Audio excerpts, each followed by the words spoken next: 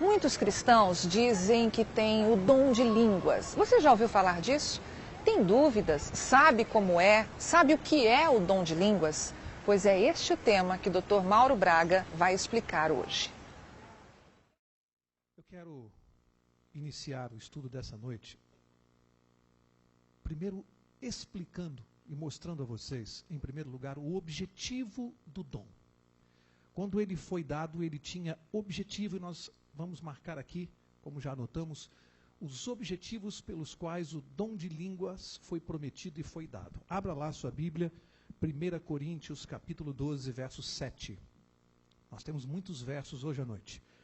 1 Coríntios 12, 7, diz assim: a manifestação do Espírito é dada a cada um para o que for, o que diz a sua Bíblia?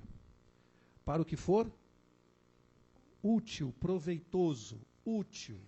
Então, o primeiro objetivo do dom de línguas, ele tem que ter uma utilidade. Sem esta utilidade não faz sentido. Ele tem que ser útil para alguma coisa. Para que coisa? Qual é a utilidade bíblica deste dom? Qual a razão de ser dele? Vamos ver Marcos capítulo 16. Evangelho de Marcos, capítulo 16. Vamos ver qual é a utilidade do dom de línguas. E aqui na palavra do próprio Jesus Cristo. É Jesus que está falando aqui. Marcos 16, verso 15. E diz assim: e disse-lhes: ide por todo o mundo e pregai o quê?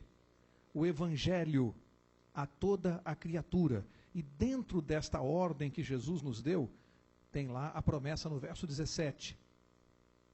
E estes sinais hão de seguir os que crerem. Em meu nome expulsarão demônios e falarão o quê?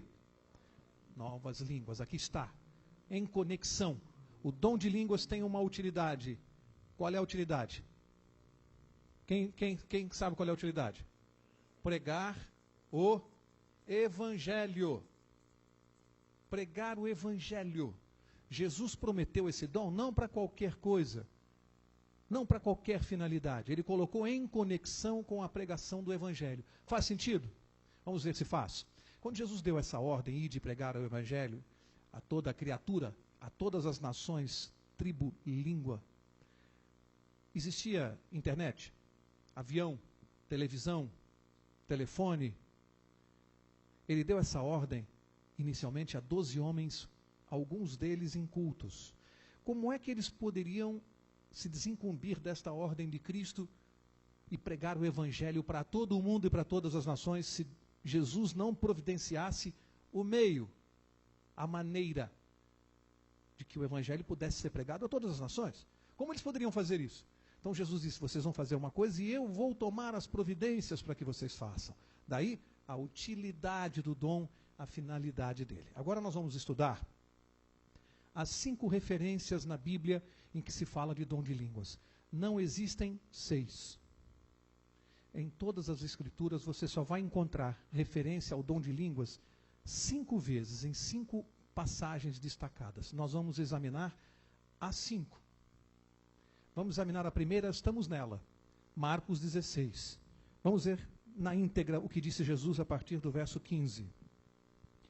E disse-lhes: ide por todo o mundo e pregai o evangelho a toda criatura. Quem crer e for batizado será salvo, mas quem não crer será condenado. Preste atenção aqui. E estes sinais, que sinais? Vamos ver. Hão de seguir os que crerem. Em meu nome expulsarão demônios, falarão novas línguas, pegarão em serpentes, e quando beberem alguma coisa mortífera, não lhes fará mal algum. Imporão as mãos sobre enfermos e os curarão. Aqui em Marcos 16, 15, há a primeira referência bíblica a novas línguas. Aqui nós vamos chamar de a promessa. Aqui você encontra a promessa do dom, feita pelo próprio Jesus. Em Marcos 16 está a promessa.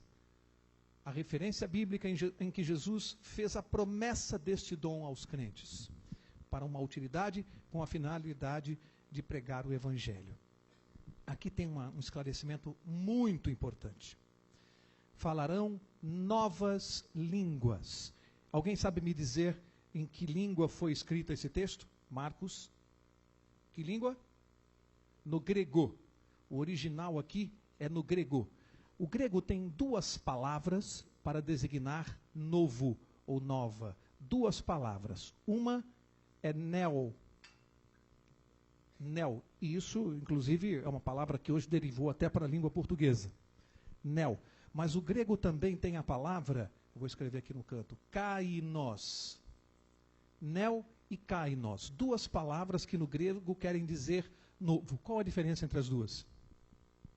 A diferença é que quando o grego aplica a palavra neo, ele está se referindo a novo como recente, no sentido de tempo. Então eu vou dizer assim, a pintura desta igreja é nova, ela é recente, ela foi pintada esta semana. O grego escreve neo, nova no sentido de recente. Kainos, não. Kainos é novo em outro sentido. Então eu vou dizer aqui, a língua inglesa é nova para mim. Ela não começou a existir hoje nem essa semana. A língua inglesa já existe há muito tempo. Mas para mim ela é nova, no sentido de qualidade, de forma. Aqui o grego usa kainos. Se eu disser o inglês é novo para mim como língua, eu tenho que dizer kainos no grego. Agora nós temos aqui uma questão fundamental, que vai nos ajudar a começar a entender esse assunto. É importante saber que palavra Jesus usou no original? É importante saber se ele usou neo ou kainos? É importante? Qualquer pessoa que tiver uma Bíblia em grego vai desvendar isso, mas eu já vou dizer para você. Faz diferença saber a palavra que Jesus usou? Qual foi a palavra que Jesus usou no grego, no original? Jesus usou kainos. Jesus não usou neo. Jesus disse kainos, falarão novas línguas. Por quê? Línguas de nações que seriam novas para eles, que não as conheciam. Novas para eles, mas línguas já existentes, línguas de nações.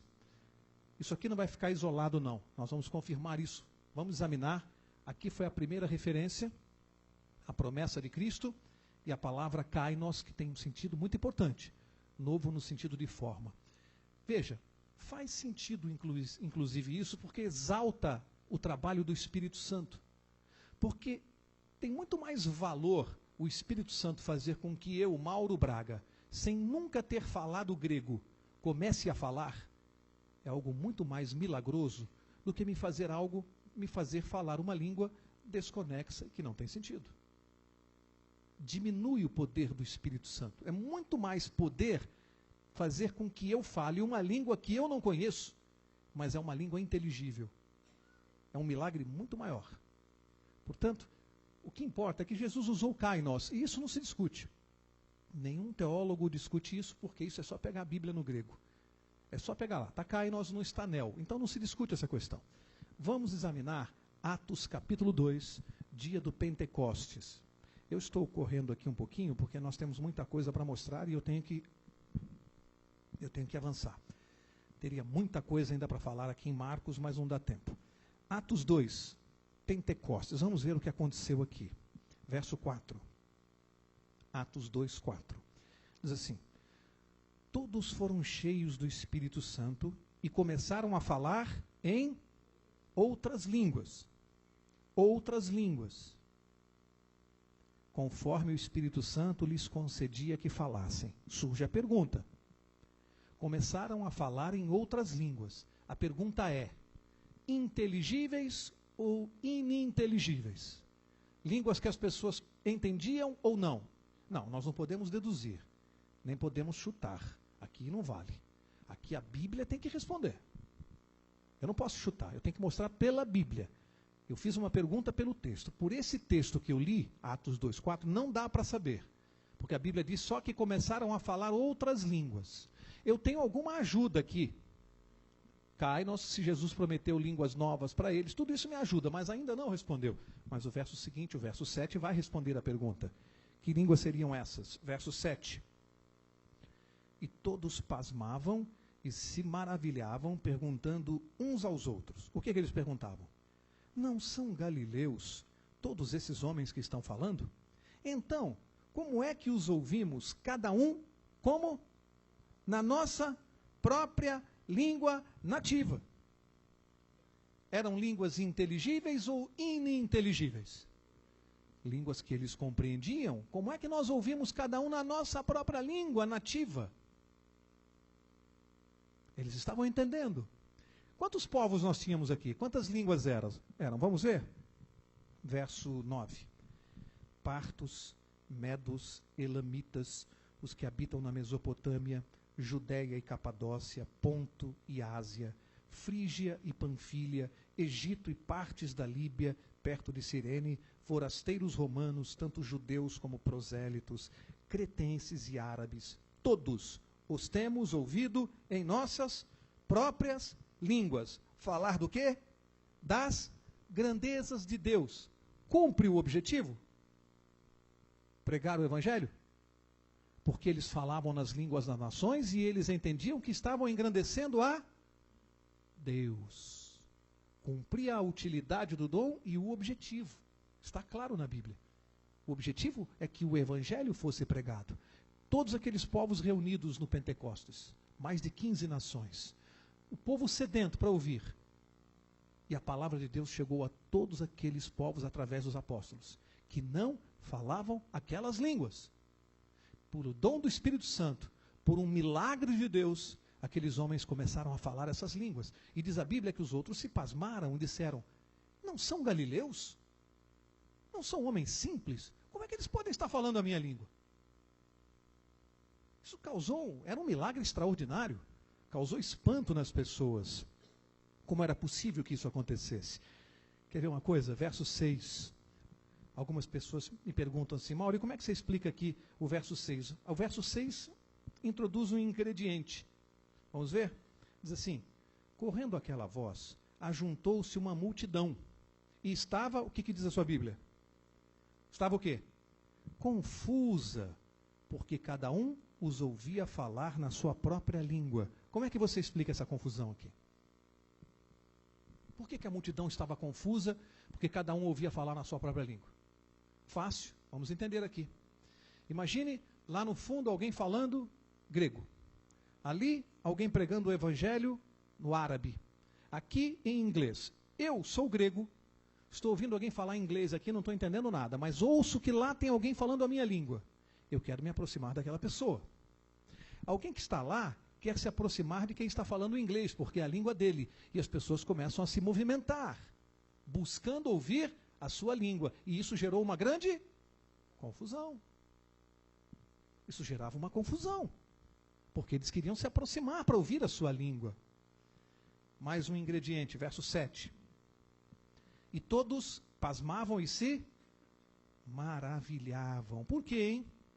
Perguntando uns aos outros: não são galileus todos esses homens que estão falando? Por que a razão da admiração? Por que houve admiração? Porque aqueles homens eram incultos e simples e não tinham a menor condição de falar aquela língua. E eles ficaram abobalhados. Como é possível que aquele homem simples lá, pescador, esteja falando um grego tão fluente? Causou admiração? Causou espanto para eles. E tem mais um ingrediente aqui, verso 13. Diz assim: outros, porém, zombando, diziam: estão cheios de vinho. Por quê, hein? Que aqui há a acusação. Foram acusados os apóstolos. Estão bêbados. Por quê? Por quê? Porque eu estou aqui e ali ele está falando inglês. Eu não conheço o inglês. Eu não entendo o inglês. E ouço ele falando inglês ali.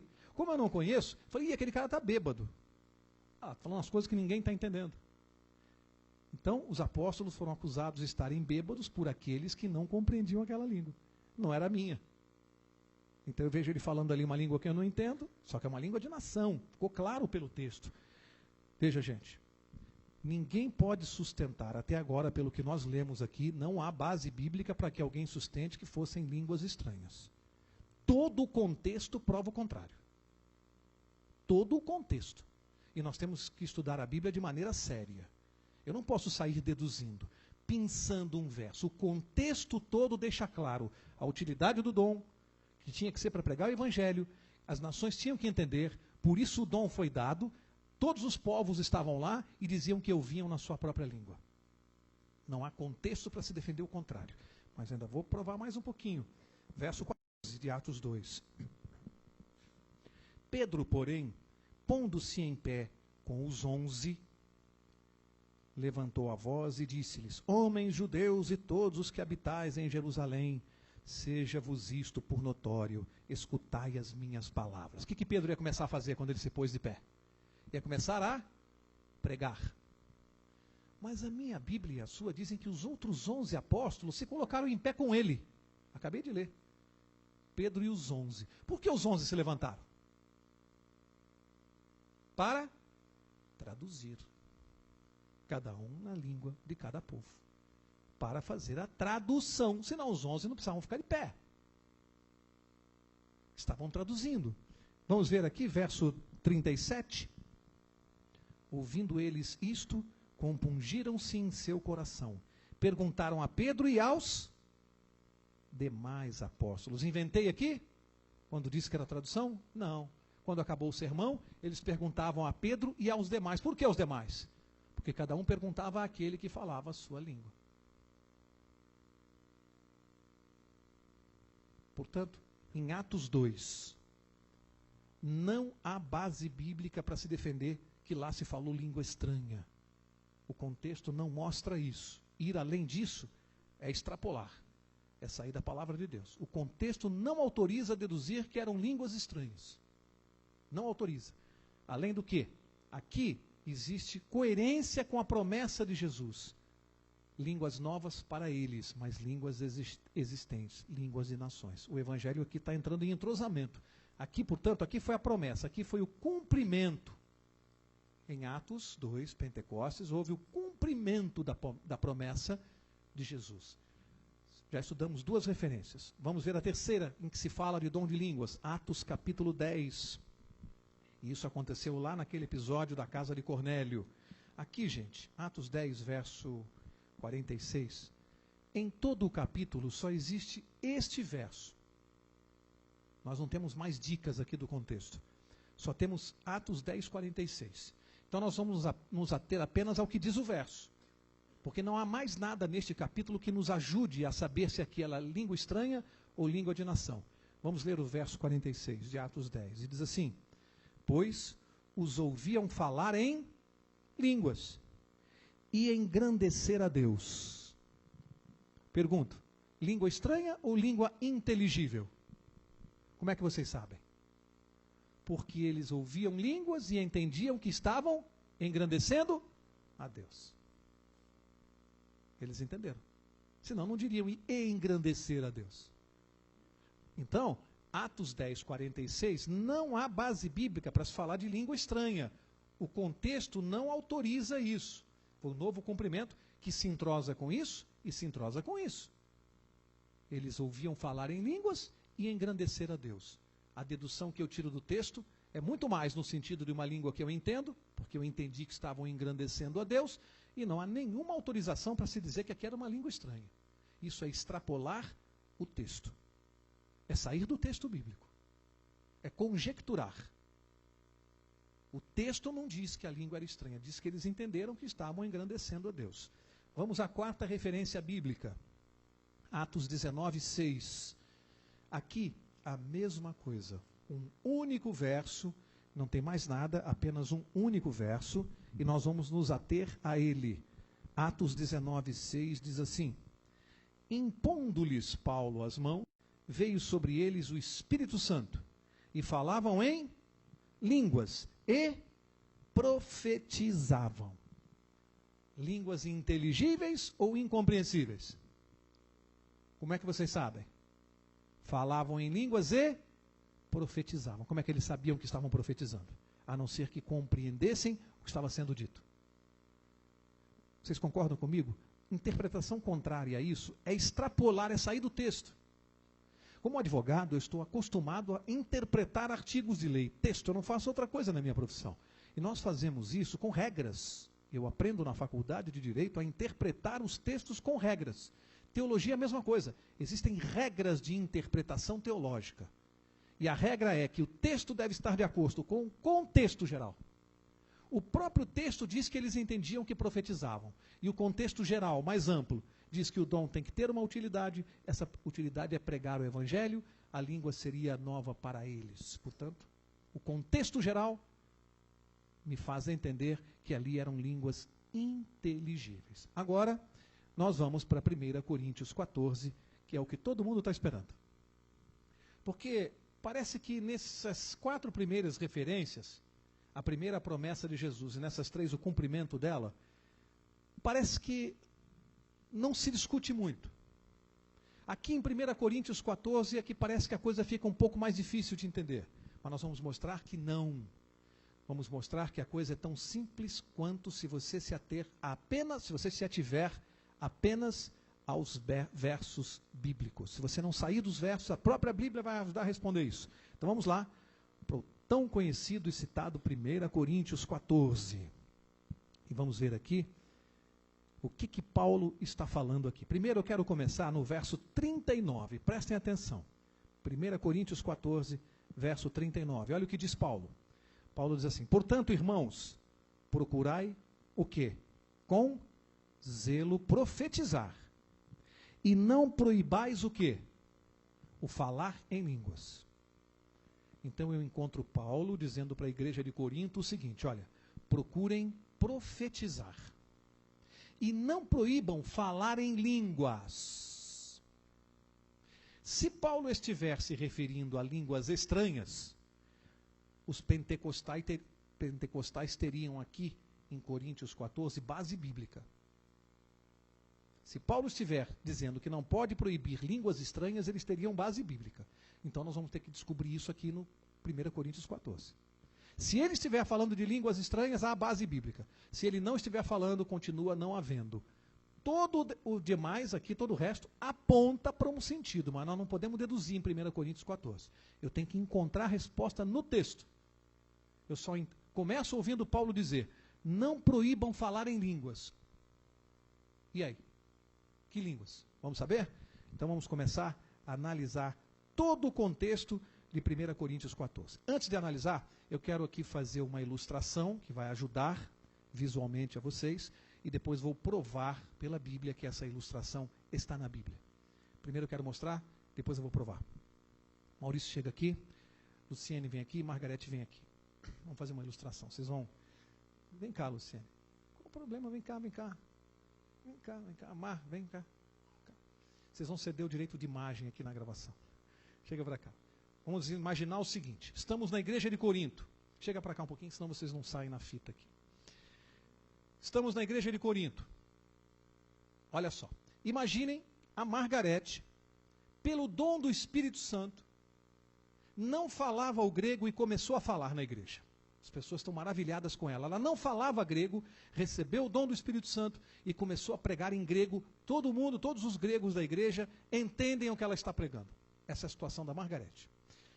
Luciene estudou inglês. Foi lá e fez um curso de inglês e aprendeu a falar inglês. Então ela começa a pregar na língua inglesa. Não porque ela recebeu o dom do Espírito Santo. Ela estudou o inglês. Ela conhece a língua e está pregando. Aqui é uma situação, aqui é outra. Maurício não recebeu o dom, não fala em línguas, não fala no grego, e nem estudou uma língua nenhuma. Ele está lá na igreja e não consegue falar. O que ele faz? Ele começa a falar numa língua que ninguém entende, porque ele não quer ficar para trás, nem da Luciene, nem da Margarete. E ele começa a falar lá. As pessoas não conhecem e falam: ele deve estar falando numa língua também. Só que as pessoas não entendem o que ele está falando. Esse problema estava acontecendo na igreja de Corinto. E nós vamos ver claramente aqui, ó. Eu só quis fazer a ilustração para vocês entenderem o que estava acontecendo, o que estourou na mão de Paulo. Estourou um problema na mão dele para resolver. Dom de línguas manifesto aqui. Cultura, aprendizado aqui. E aqui, fraude. Não falava língua nenhuma, não estudou nenhuma língua, ele apenas não queria na igreja ficar constrangido e ele queria provar que também falava uma língua. Vamos ver se isso que eu falei eu estou inventando. Vamos ver se eu inventei a ilustração que eu fiz aqui ou se está tudo aqui. Obrigado a vocês, tá? Vamos ver agora se está tudo aqui na Bíblia ou se eu inventei isto. Vamos ver agora se isso estava de fato acontecendo. Olha só, vou mostrar a vocês que quando Paulo escrevia os capítulos de 1 Coríntios, sempre ele iniciava o capítulo, sempre, abordando o problema que a igreja trouxe para ele. A cada capítulo de 1 Coríntios, a cada capítulo, Paulo começava tratando com um problema que trouxeram para ele. Vamos ver se eu estou inventando? Vamos lá, vamos começar pelo capítulo 3. 1 Coríntios 3, rapidamente, e vamos ver como Paulo sempre estava resolvendo um problema da igreja. 1 Coríntios 3, verso 3. O que diz aqui? Ainda sois carnais, pois havendo entre vós inveja e contendas, não sois carnais e não andais segundo os homens? Qual era o problema aqui que a igreja estava enfrentando? Se você ler o resto do capítulo 3 em casa, você vai ver mundanismo dentro da igreja. Capítulo 3 de Coríntios, Paulo está tratando disso. Mundanismo dentro da igreja. Então levaram para Paulo as questões. Paulo, está acontecendo absurdos aqui. Ele disse, vocês são carnais. Leia capítulo 3, você vai ver que isso aqui, Paulo estava tratando com o problema. Reclamaram com ele, Paulo, não dá para aguentar mais aqui nessa igreja. O mundo entrou aqui na igreja. E ele começa a tratar desse problema no capítulo 3. Vamos ver o que ele está tratando no capítulo 4, verso 3. Capítulo 4, verso 3 diz assim: todavia, olha o que Paulo está dizendo, hein? Presta atenção. Todavia, a mim pouco se me dá de ser julgado por vós, ou por algum tribunal humano, nem eu tampouco a mim mesmo me julgo. Em nada me sinto culpado, mas nem por isso me considero justificado. Quem me julga é o Senhor. Qual é o problema aqui? O que estava acontecendo? Paulo estava sendo duramente criticado pela igreja. Duramente criticado. E sabe o que ele responde? Ele diz assim, a mim pouco se me importa o julgamento que vocês estão fazendo de mim. Eu devo contas a Deus. Qual o problema do capítulo 4? Leia em casa, você vai ver. Paulo respondendo às sérias acusações que ele estava recebendo. Então o capítulo 4, ele está tratando das acusações que ele recebeu. Ele sempre começa o capítulo mostrando o problema, e ao longo do capítulo ele trata do problema. Capítulo 5, vamos ver qual é o problema do capítulo 5. Verso 1. Geralmente se ouve que há entre vós imoralidade. Imoralidade tal como nem mesmo entre os gentios, isto é, haver quem abuse da mulher de seu pai. Escreveram para Paulo para dizer o quê? Paulo, não dá mais. Tem homens aqui abusando da mulher do pai. Qual é o problema? Imoralidade dentro da igreja. Paulo recebeu a carta e está respondendo no capítulo 5. Está tratando do assunto da imoralidade. Capítulo 6, bem rapidinho, verso 1. Vamos ver qual é o problema do capítulo 6. Verso 1. Ousa algum de vós, tendo algum negócio contra outro, ir a juízo perante os injustos e não perante os santos? Qual é o problema aqui? Briga, discussão entre irmãos. E eles iam para a justiça, para o tribunal dos homens. E Paulo está dizendo, vocês não são cristãos? Quando há uma disputa entre irmãos, não é melhor vocês resolverem isso dentro da igreja? Do que ir para a justiça dos homens? Paulo estava tratando das disputas entre irmãos dentro da igreja no capítulo 6. Foi o problema que trouxeram para ele. Capítulo 7, verso 1. Prestem bem atenção agora. Bem atenção. Olha o que Paulo escreve. Ora, quanto às coisas que o quê? Que me escrevestes. Estou inventando? Paulo não está dizendo, quanto ao que vocês me escreveram. Portanto, a cada capítulo de Coríntios, ele está respondendo àquilo que trouxeram para ele.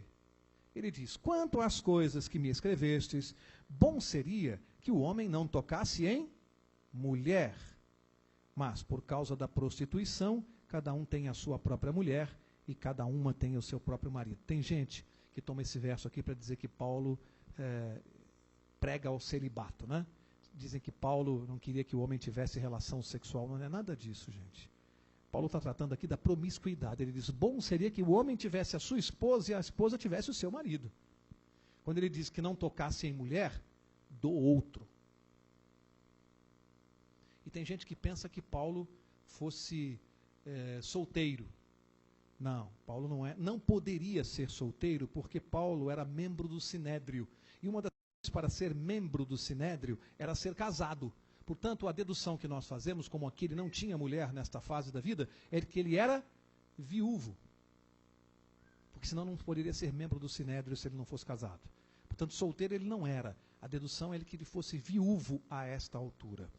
Capítulo 8. Vamos ver qual é o problema que Paulo resolve no capítulo 8? Verso 4. Rapidinho. Quanto ao comer das coisas sacrificadas aos ídolos, sabemos que o ídolo nada é no mundo e que não há outro Deus senão um só. Qual é o problema do capítulo 4?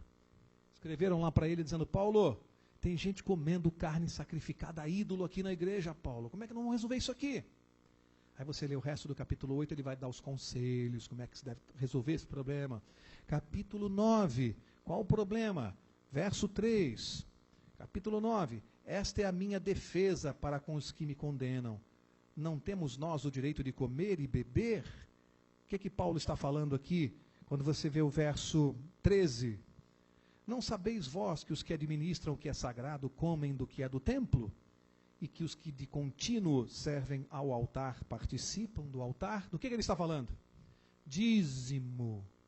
Capítulo 9, a queixa com Paulo é que estavam usando mau dízimo.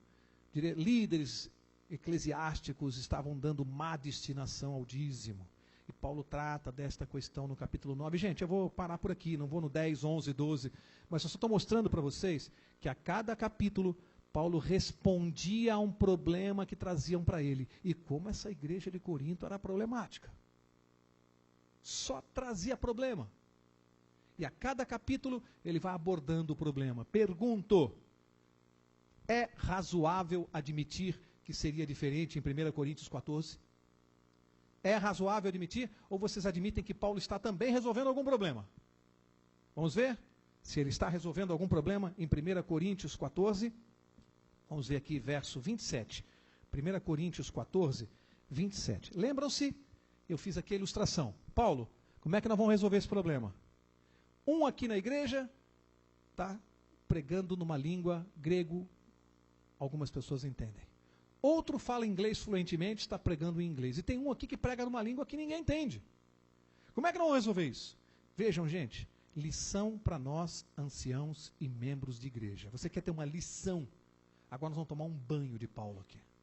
Paulo vai dar um banho de como ser um ancião de igreja. Sabedoria, cristianismo. Ao invés de ele dizer assim, vamos acabar com essa palhaçada aí. Olha a inteligência de Paulo. A maneira como ele resolve o problema. Verso 27. Ele diz assim: se alguém falar em língua, ele diz aqui se é estranho ou não? Ele não diz.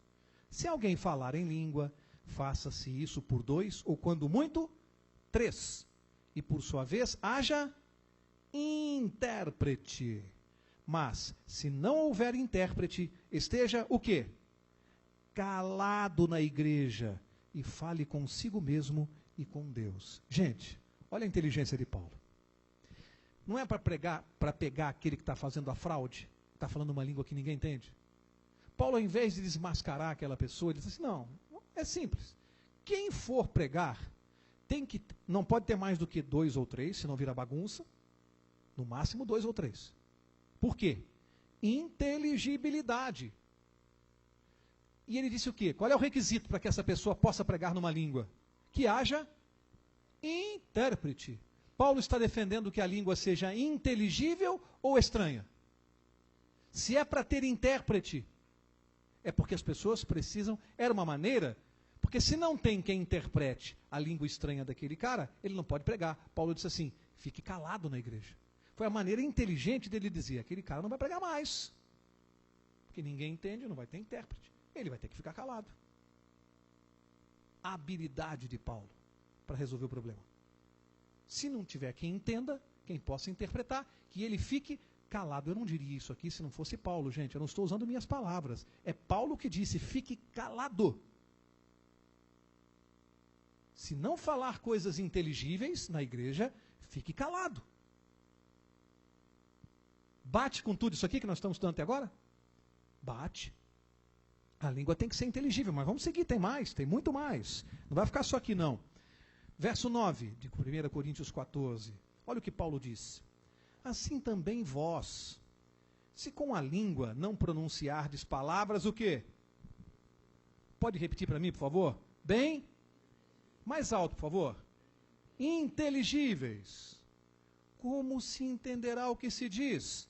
Estareis como falando ao ar. Sabe o que Paulo está falando?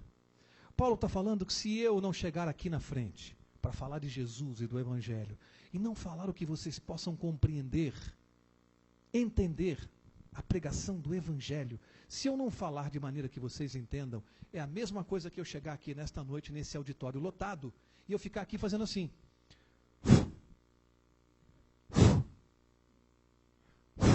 Soprando ao ar, ele falou. É a mesma coisa. Paulo está defendendo língua estranha aqui? Tem gente que pensa que está. Paulo está sendo claro. Se não falar palavras inteligíveis, é como soprar ao ar. Mas ele vai dizer mais. Ele vai dizer mais. Olha o verso 18. Ele diz assim: dou graças ao meu Deus, porque falo em outras línguas, mais do que todos vós. Sabe o que ele está dizendo aqui? Eu falo um monte de línguas. Aliás, segundo estudiosos, Paulo falava 8 línguas. 8 línguas. Era um poliglota. Sabe o que ele diz? Eu falo mais do que qualquer de vocês outras línguas.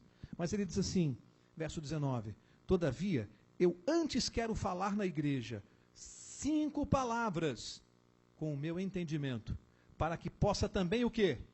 Instruir os outros, pregar o evangelho, do que 10.000 palavras em língua. E olha o que ele diz no verso 20, olha o puxão de orelha. Irmãos, não sejais meninos no entendimento, mas sedes meninos na malícia e adultos no entendimento. Está dizendo para aqueles que estavam na igreja, dizendo coisas desconexas, palavras sem sentido, sem tradução. Está dizendo, não sejam meninos, não façam isso, não enganem as pessoas. Eu que falo 8 línguas, prefiro pregar só 5 palavras que vocês possam entender, do que 10.000 palavras que vocês não entendam. É isso que Paulo está dizendo. Não sejam meninos, não sejam infantis nesse comportamento. Isso não leva a nada. Que lição Paulo está dando? Verso 23. Olha o que ele diz. Não, quero ler o 22. E vou dizer por quê. Olha o 22. De sorte que as línguas são um sinal, não para os crentes, mas para os incrédulos. A profecia, porém, não é sinal para os incrédulos, mas para os crentes. O que Paulo está dizendo aqui? O que Paulo está dizendo aqui? Olha, gente, eu já ouvi alguns irmãos sinceros, sim, eu creio na sinceridade de muitos irmãos pentecostais, muitos, são cristãos de primeira linha. Eu já ouvi muitos irmãos pentecostais engasgarem neste verso. Porque sabe o que Paulo está dizendo? Paulo está dizendo assim, línguas é um sinal não para os crentes. O inverso do que eles dizem que receber o dom de língua estranha é um sinal da presença do Espírito Santo, do batismo do Espírito Santo. Paulo está dizendo, não é sinal para crente, para os incrédulos. Por quê? Porque se entrar aqui uma pessoa que não crê em Jesus e me conhece, sabe que eu não falo inglês, e de repente me pegar pregando em inglês, ele vai dizer, pelo amor de Deus, quem é esse Deus do Mauro? Como é que ele pode estar falando inglês? Olha que sinal evidente do Espírito Santo para o incrédulo. Paulo diz, não é sinal para o crente, é para o incrédulo. E os pentecostais dizem que o dom de línguas estranhas é o único sinal visível da presença do Espírito Santo, do batismo. Só que a Bíblia não diz isso. A Bíblia diz exatamente o contrário disto. A Bíblia diz que, qual é o sinal para os crentes? Ele disse aqui. Qual é o sinal? Eu li. Profetizar. Este é o sinal para os crentes. Se eu venho aqui à frente e prego o Evangelho, profetizo a volta de Jesus, eu estou usando o dom para o que é útil, e este sim é um dom para os crentes da minha conversão. Vejam, Paulo diz exatamente o contrário do que se prega. Exatamente o contrário. Mas ele diz mais. Eu quero começar a encerrar. Agora vamos ler os versos de 1 Coríntios 14, de 1 a 4. Agora nós vamos ler. Agora nós temos condições de ler. Vamos ler agora de 1 Coríntios 14, de 1 a 4. Diz assim: segui o amor e procurai com zelo os dons espirituais, mas principalmente o de profetizar. Olha só. Pois o que fala em língua não fala aos homens, senão a Deus. Com efeito, ninguém o entende, e em espírito fala mistérios. Mas o que profetiza, fala aos homens para edificação, exortação e consolação. Verso 4, presta atenção. O que fala em língua edifica-se a si mesmo, mas o que profetiza edifica a igreja. Irmãos, esses 4 primeiros versos, tem gente que pensa que Paulo está ensinando isso aqui. Paulo está trazendo o problema, apontando o problema do mesmo jeito dos capítulos anteriores. Do mesmo jeito que nos capítulos anteriores era imoralidade na igreja, disputa. Aqui ele está transmitindo o pensamento da igreja de Corinto. Paulo, tem gente aqui que prega no grego, o outro aprendeu a falar inglês, mas tem um aqui que está pregando numa língua que ninguém entende. Então tem uns irmãos que falam assim, ele não está falando com as pessoas, ele está falando com Deus. Ele está edificando a si mesmo, Paulo. Esse era o pensamento da igreja de Corinto, não de Paulo. Como é que eu sei? Como é que eu sei? Porque além de tudo que Paulo já falou, vamos ver o que ele diz no verso 5? Agora aqui Paulo começa a falar. Olha só, eu gostaria que todos vós falassem em línguas. Aqui ele não disse estranhas ou não. Que vocês falassem em línguas. Mas muito mais que fizessem o quê? Que profetizassem. Olha o que ele diz aqui. O que profetiza é maior do que o que fala em línguas. A não ser que também interprete, para que a igreja receba o quê? Edificação. Olha a lambada que ele está dando. Ele está dizendo, primeiro, eu gostaria que vocês falassem em línguas. Eu falo 8. Eu gostaria que vocês também falassem. Mas muito mais que profetizassem. Agora, se falar em línguas, ele diz que haja intérprete. Para quê? Qual o objetivo? Edificação da... mas não disseram para Paulo que aquele que fala línguas estranhas está edificando a si mesmo? Paulo concordou? O dom é para o que é útil. E Paulo está dizendo que o que é útil é edificar a igreja, não a mim mesmo. Edificação própria, isso é orgulho, isso é vaidade, isso não tem base bíblica. Paulo está dizendo exatamente o contrário. Não tem que se edificar a si mesmo. Isso prova que os 4 primeiros versos eram o pensamento da igreja de Corinto. Senão Paulo estaria caindo em contradição, gente. Se você admitir que no verso 1 ele fala uma coisa e no verso 5 ele fala outra, então, nos primeiros 4 versos, Paulo está colocando o pensamento da igreja. A partir do 5º verso ele começa a dizer, e ele vai deixar isso mais claro ainda. Verso 6. Agora, irmãos, se eu for ter convosco falando em línguas, que vos aproveitaria, se não vos falasse por meio da revelação, da ciência, da profecia ou da doutrina? Que vos aproveitaria? Aqui, eu não estou pregando o evangelho, o que adianta? E eu quero mostrar agora o verso 12. Assim também vós, como desejais dons espirituais, procurai abundar neles para... O que diz a sua Bíblia? Edificação de quê? Não é de si mesmo? Não é de si mesmo, é edificação da igreja. Paulo está ou não está corrigindo o problema? Vamos resumir 1 Coríntios 14? Paulo, tem aqui o cara que recebeu o dom verdadeiro, não falava a língua e está pregando na língua. As pessoas entendem. Tem o outro que aprendeu a falar uma língua e tem um outro que está falando uma língua que ninguém entende.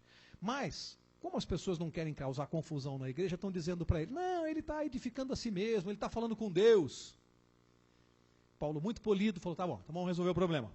Para pregar, tem que ter intérprete. Se não tiver intérprete, fique calado. Edificação, não tem esse negócio de edificação de si mesmo não, disse Paulo. A edificação tem que ser da igreja, que aproveitaria se alguém for falar e a igreja não for edificada. Paulo corrigiu ou não corrigiu o problema? Alguém pode dizer que ele está defendendo línguas estranhas aqui em 1 Coríntios 14. Alguém pode dizer que Paulo está defendendo línguas estranhas? Gente, estudar a Bíblia é isso. Com seriedade.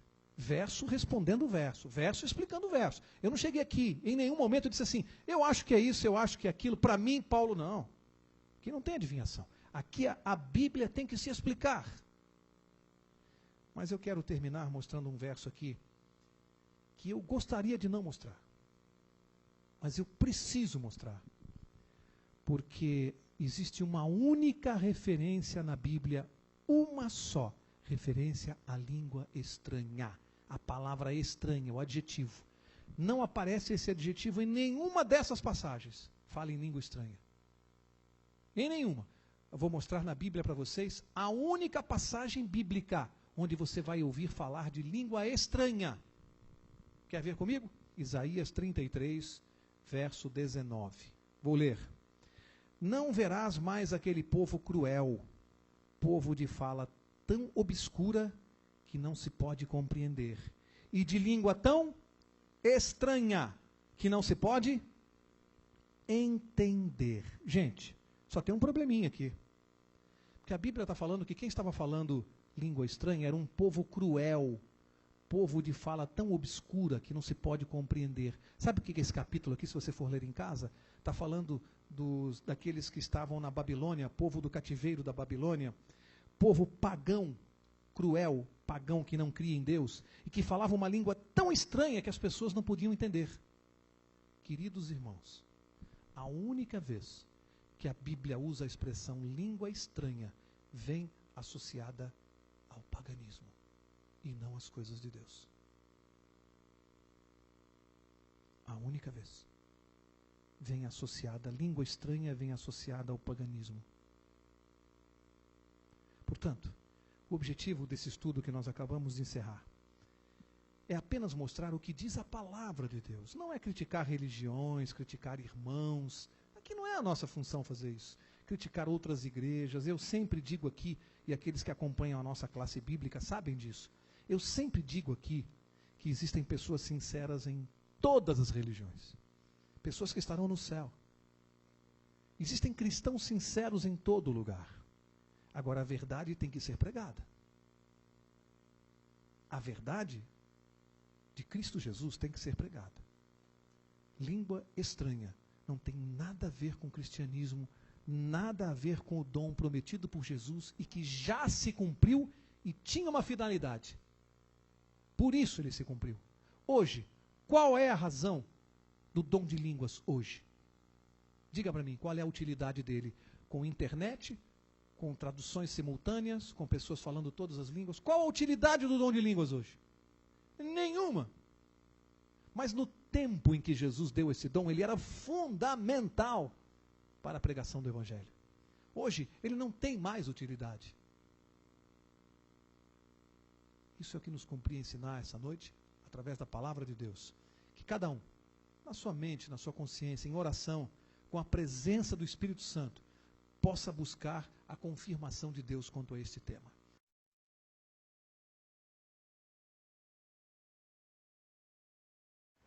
Se você tem alguma dúvida sobre esse tema abordado, entre em contato conosco através do e-mail que aparece no seu vídeo. Até a próxima!